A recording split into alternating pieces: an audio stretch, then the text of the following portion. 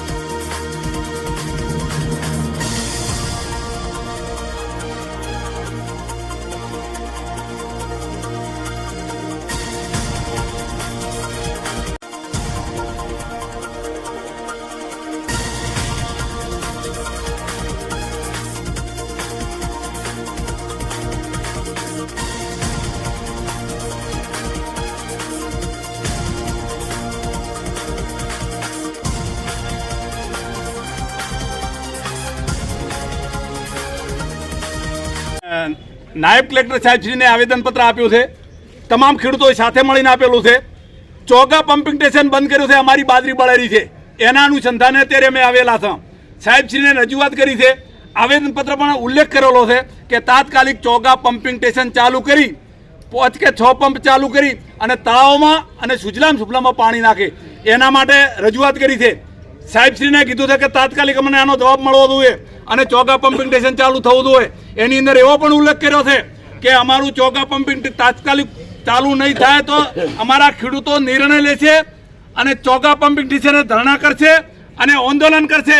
એટલે સરકાર શ્રી કાન ખોલીને સાંભળી લે કે તાત્કાલિક ચોગા પમ્પિંગ સ્ટેશન ચાલુ કરે અને અમારી બાજરી બળે છે એને બચાવે અને સુજલામ સુફલામાં પાણી ચાલુ કરે। હાલમાં શું પરિસ્થિતિ?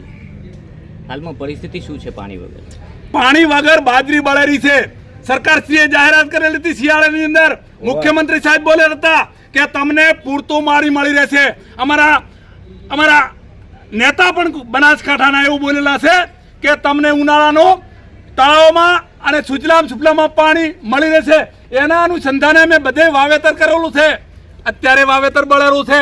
અમારા નેતાઓને પણ કહેવા માંગીએ છીએ, બનાસકાંઠાના નેતાઓને, કે તમે બોલ્યા છે એ વર્તો અમારું પાણી આપી જો, ન કે અમારા વિસ્તારની અંદર એક પણ નેતા કોઈ પણ ગામમાં મીટિંગ નહીં કરી શકે, કારણ કે અમારા જોવે છે પાણી અને તમારા જોવે સત્તા। અમારું પાણી આપો એ જ અમારી માગણી છે।